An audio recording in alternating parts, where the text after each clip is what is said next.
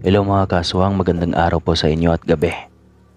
Kung bago ka pa lang sa aking channel, baka naman, simulan na natin. Magandang araw po sa inyo, Sir Caspar. Tawagin niyo na lamang po ako sa pangalang Hazel. Nakatira dito sa lalawigan ng Nueva Ecija. Edad 25 anyos na sa taong kasalukuyan.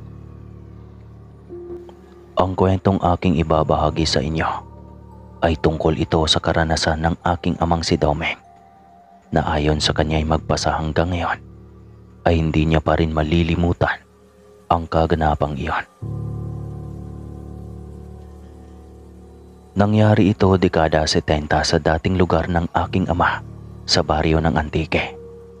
Ayon sa kanyang kwento mga kaaswang, sa pagkakatanda niya ay nasa edad 19 na taon na siya noong mga panahong iyon. Dahil sa mahirap ang gawain nila sa palayan, kasama ang kanyang kapatid na si Orlando. Dahil sa pagiging abala nila ng araw na iyon, ay hindi na nila namalayang inabot na pala sila ng paggagat ng dilim. Dahil sa naging abala ang aking ama sa paghahakot ng mga pinuputol na palay. At nung mapagtanto niyang magdidilim na nga, ay wala pa sana siyang balak umuwi. Gusto niya kasing matapos agad ang paggagabas sapagkat may iba pa siyang gagawin sa kinabukasan. Kaya naman mas binilisan niya pa ang paghahakot. Nang sa ganoon ay hindi na sila aabutan ng ilang oras. "Kuya, tara, uwi na tayo, magdidilim na oh. Nakaligtaan mo na naman ang bilin sa atin ni nanay na huwag magpaabot ng dilim." Pag-aayang wika ng kanyang kapatid. "Maya-maya na bunso, tatapusin ko muna itong ginagawa ko. Baka kasi biglang umulan mamaya eh. Sayang naman kung maulanan at mabasa ang mga nakatambak na palay dito." Wika ng aking ama sa kanyang kapatid. Magdidilim na po kuya eh. Mahirapan na tayong maglakad dyan sa gubat. Alam mo namang may dadaanan pa tayong gubat, di ho ba?" Wika ng kanyang kapatid. Sinabihan niya naman ng kanyang kapatid na gumawa na lamang muna ng sulok. Nang sa ganoon ay may gagamitin silang pang-ilaw sa daanan pag-uwi. Kaagad namang sumunod ang kanyang kapatid. At agad na ngang naghanap ng mga tuyong dahon ng niyog para gawing pang-ilaw nila sa daraanan. Habang siya naman ay patuloy na inaayos ang nakakamadang palay para hindi iyon agad matumba. Sa paglipas ng ilang sandali at natapos nang gumawa ng sulo ang kanyang kapatid, ay nag-aya na muli itong umuwi na sila. "Saglit na lamang ito bunso, matatapos na ako rito." Tugon niya rito at agad nang tinakpan ng mahabang luna ang mga palay na nakatambak. Madilim na ang buong paligid nang matapos siya sa kanyang ginagawa.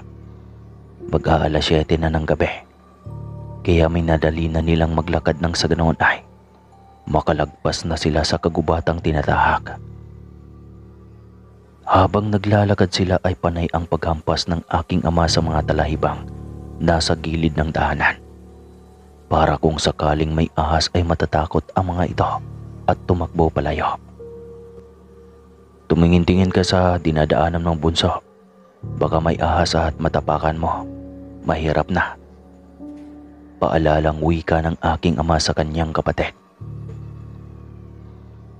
Narinig niya namang tumugon ang kanyang kapatid na nasa likurang bahagi. At panay rin ang pagtatanong nito tungkol sa ikinakwento sa kanila ng kanilang mga magulang tungkol sa isang aswang. May trahedya raw kasing nangyari sa kanilang kalapit baryo noon. Isang beses, ginabi na raw ito ng uwi mula sa pagtatrabaho sa palayan. At dahil sa madilim na, ay nagmamadali na nga itong makauwi sa kanilang baryo. Subalit hindi umano napansin ng kanilang kalapit baryong may nakasunod pala sa kanyang nilalang sa taas. At noong tumingala nga ito, ay ganoon na lamang ang gulat niya nang may nakita itong malaking ibong humuhuni ng wakwak. Mabuti na lang at agad na napadapa sa lupa ang lalaki, kung kaya hindi ito nadagit ng aswang. At ang ginawa raw nito ay gumapang sa lupa papasok sa masukal, nang sa ganoon ay hindi ito dumugin ng lumilipad na aswang at hindi rin ito madakot. Kaya simula noon ay naging panakot na sa mga kabataan sa kanilang baryo ang lipad na aswang. Sa tingin mo kuya, totoo kaya ang mga sinasabi ng mga nakakatanda sa baryo natin? Tanong ng kanyang kapatid. Hindi ko alam bunso, baka lasing lang si Mang Cardo nung ginabi na iyon ng uwi.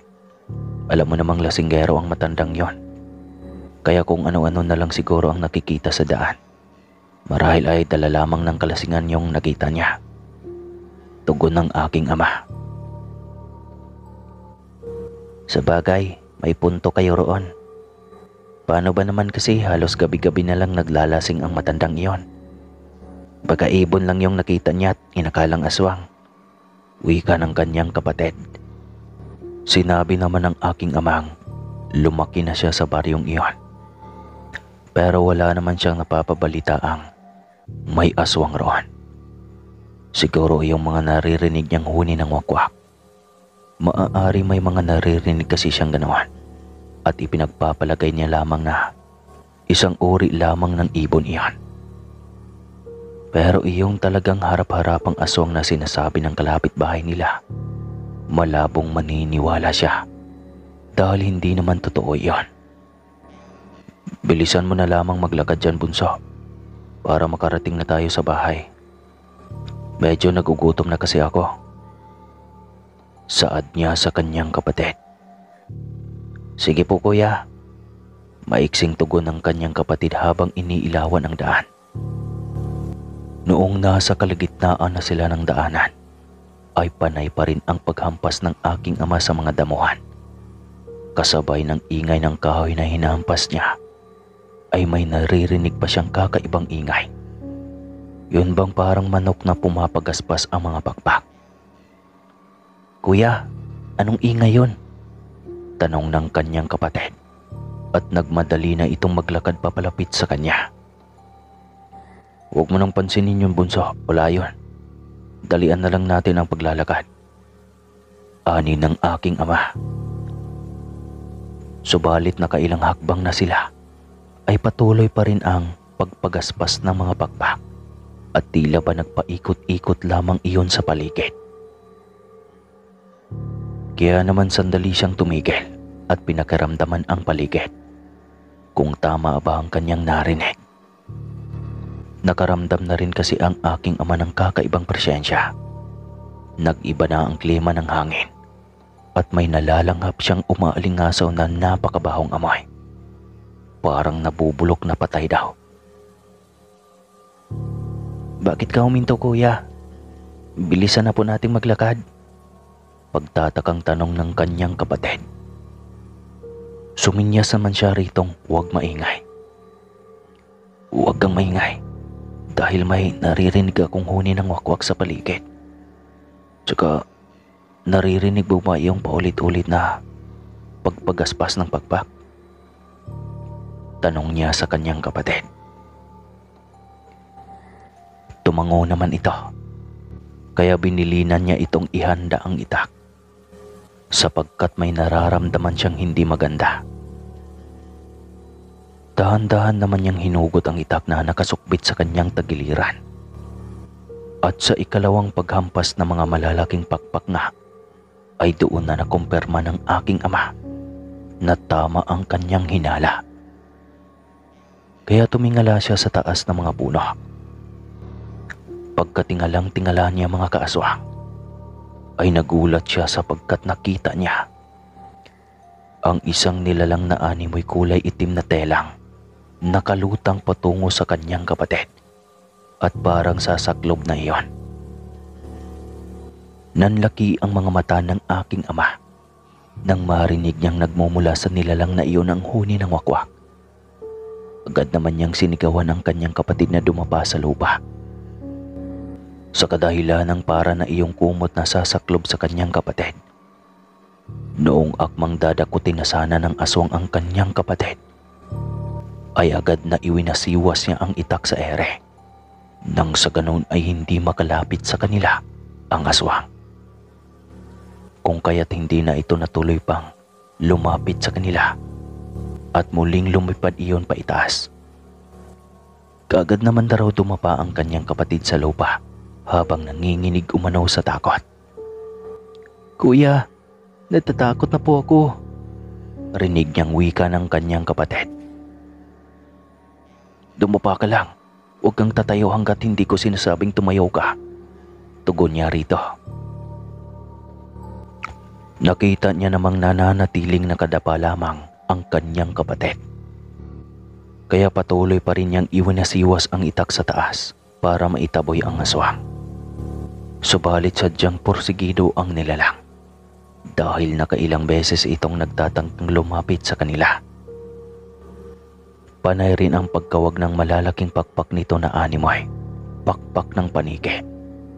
Habang walang humpay naman ang paghuni ng wakwak, wika pa ng aking ama. Sobrang nakakapangilabot raw sa pandinig ang huni ng wakwak at hindi niya mapigilang hindi magtayuan ang mga balahibo sa batok. Ngunit naisip niyang kapag ipapakita niya ang kanyang kaduwagan, ay baka maging laman ng tiyan sila ng kanyang kapatid ng aswang na iyon. Kaya ang ginawa niya ay hindi niya ipinahalatang natatakot siya. Sa halip ay nagtapang-tapangan siya sa aswang. "Putya, lumapit ka rito at tatagpasin ko yung leeg mo. Akala mo natatakot kami sa'yo. Dali, lumapit ka rito," paghahamong sigaw ng aking ama. Pero ang totoo mga kaaswang, halos manginig na sa takot si tatay at halos maihi ng mano siya sa salawal. Dahil sa wangis na nasasaksihan niya mula sa aswang noong nasipat niya iyon. Narinig niya namang nagwika ang kanyang kapatid na tumakbo na sila dahil natatakot na ito sa aswang. Akmang tatayo na sana ang kanyang kapatid nang makita ni tatay na muling bumulusok ang aswang patungo sa kinaroroonan ng kanyang kapatid. Kaya patakbo siyang lumapit rito. Mabuti na lamang at agad nang napigilan ito ng aking ama't kapwa na silang dalawa nakadapa bago pa man makalapit ang aswang. At dahil sa lumipad iyon, kung kaya't hindi sila nahablot at muli na namang lumipad pataas. "Punyemas, di ba sinabi ko sa iyong huwag kang tumayo? Papaano kung nahuli ako ng bahagya at hindi kita napigilang tumayo? Hindi, nahablot ka na ng aswang." Galit na wika ng aking ama sa kanyang kapatid. Siya nga pala, hindi nabanggit sa unahang bahagi ang edad ng kanyang kapatid na mga panahong iyon ay 13 anyos pa lamang. Kung kaya batid ng aking amang ito ang punteriya ng aswang. Dahil sa bata pa at malaman rin ang pangangatawan ng kanyang kapatid. Imbis na magalit siya rito, ay gumapang ang awa niya sa katawan. Nakita niya kasi itong naluluha na dahil sa takot. "Lakasan mo ang loob mo, bunso, at makakaalis rin tayo rito," wika niya sa kanyang kapatid. Sandali mo nang pinakaramdaman niya kung saan naroroon ang aswang. At nung mapansin nga niyang tila malayo pa ang aswang, ay agad na niyang sininyasan ang kanyang kapatid na tumayo. At kinakailangan nilang tumakbo ng napakabilis papasok sa talahiban. Nang sa ganon ay hindi sila mahablot ng aswang. Pagkatakbo nga nila mga kaaswang, ay agad nang iwanasiwas ng bunso niyang kapatid ang sulong hawak. Samantalang siya naman ay mariing hinawakan ito para hindi mabitawan at hindi mahablot ng aswang. Habang tumatakbo nga sila ay biglang lumapag ang aswang sa di kalayuan sa kanilang harapan. Kaya kaagad na napahinto sila at kinuha niya sa kanyang kapatid ang bitbit na sulo at itinapat sa harapan para makita niya ang wangis ng aswang. Bahagya siyang napaatras nang makita niya ang wangis ng aswang sa kadahilan ng sobrang nakakapangilabot ang mukha nito. Namumula ang mga matang nagbabagang nanlilisik na nakatitig sa kanila, habang malaki ang pagkakanganga ng bunganga nito. Malapit nang umabot sa tenga. Kitang-kita rin ng aking ama ang matutulis na mga ngipin at tumutulo din ang likidong kulay pula na nanggagaling sa malaking bunganga nito patungo sa lupa. Agad namang itinulak ng aking ama ang kanyang kapatid patungo sa talayban bago pa man siya tumugi ng aswang. Maya-maya pa ay mabilis nang kumilos ang aswang patungo sa kinaroroonan niya at kaagad siyang dinumog. Kahit na takot ang aking ama noon, ay mas nanaig pa rin sa isipan niya ang kapakanan ng kanyang kapatid. Kaya naman pilit siyang nakikipagbuno sa aswang. Subalit sadyang napakalakas ng aswang at walang kahirap-hirap na pinagkakalmot siya. "Buisit kang aswang ka! Demonyo ka! Papatayin kita!" Pilit na sigaw ng aking ama habang nagpangbuno sila. Pilit na inaangat siya ng aswang para mailipad siya sa ere. Ngunit hindi iyon magawa-gawa ng aswang, sapagkat may barya siya sa bulsa ng mga sandaling iyon. Kaya nabibigit ang bitbitin siya ng aswang. Dinig na dinig ng aking ama ang halak ng nilalang na nanggagaling sa bibig nitong tunugwakwak iyon. Sandali siyang nag-ipon ng lakas at walang ano-ano'y malakas na inundayan ng aking ama ng hawak niyang itak ang aswang. Kaya lang ay kahit anong taga niya sa aswang, tila babalat ng kalabaw ang balat niyon dahil sa hindi man lang iyon nasusugatan. Bagkus ay sa tuwing inuundayan niya ito ng itak, tumatalbog lang ang itak sa katawan nito. Ilang sandali pa ay naalala niya ang palaging ikinikwento sa kanya ng kanilang ama noon tungkol sa aswang at kung paano magagapi ito. Ayon nga kay Lolo Carpo, kapag hindi tinatablan ng taga ang aswang, kinakailangan niyang itusok sa lupa ang itak. Nang sa ganoon ay tatablan na ang aswang. Sumpa raw kasi iyon sa mga aswang at natatakot ang mga iyon. Matapos maalala iyon ng aking ama, ay mabilis niyang itinarak sa lupa ang itak. Pagkatapos ay isang malakas ng pag-unday ng itak patungo sa dibdib ng aswang ang kanyang ginawa. Sa ginawa niyang iyon ay kaagad na tumusok ang itak na hawak niya sa dibdib ng aswang. Gumawa iyon ng malakas na angil at huni ng wakwak bago umatras at pumasok na sa kagubatan. Hindi na sinundan pa ng aking ama ang aswang. Bagkus ay agaran niya nang hinatak ang kanyang kapatid at kumaripas na sila ng takbo. Lakad-takbo na ang kanilang ginawa para mapabilis lamang. Makalipas ang halos kalahating oras ay tuluyan na nilang narating ang bungad ng baryo. Kaya napahinga sila ng malalim at nagpasalamat sa Panginoon na walang masamang nangyari sa kanila. Ayos ka lang ba, bunso? May masakit ba sa iyo? May sugat ka ba? Tanong ng aking ama sa kanyang kapatid. Sunod-sunod namang umiling ang kanyang kapatid at sinabing may sugat siya. Pero sanhil lang iyon ang pagkadapa niya kanina. At huwag umanong mag-alala si tatay sa kanya dahil gas-gas lang iyon. Tara na, uwi na tayo. Pag-aayang wika niya at sandaling ginulo ang buhok ng kanyang kapatid. Sa paglipas lang ng ilang minuto ay narating na nila ang bahay. Naabutan nilang nasa pintuan ang kanilang mga magulang at halatang hinihintay ang kanilang pagdating. Noong makalapit na nga sila, ay agad na sinabi ng aking ama ang tungkol sa nangyari sa kanila. Ano? Tinambangan kayo ng aswang sa liblib? Gulat na tanong ng kanilang ama, habang ginagamot naman ng kanilang ina ang mga sugat na natamo ni tatay. Opo tay, ang akala ko, gawa-gawa lang ang mga kwento tungkol sa aswang. Tugon niya rito. Sinabi naman ng kanilang mga magulang na bukas ay babalikan nila ang lugar na pinangyarihan at hahalughugin nila ang liblib na iyon. Baka umano naroroon lang ang aswang sa liblib na iyon naninirahan. Kinabukasan nga ay iyon ang ginawa ng kanilang mga magulang. Sumama naman si tatay para ituro kung saan sila tinampangan ng aswang. Noong nasa liblib na nga sila, ay pinasok nila ang masukal na talahiban at hinalughog. Makalipas nga ang halos kalahating oras, ay may nakita na silang kubo sa gitna ng kagubatan.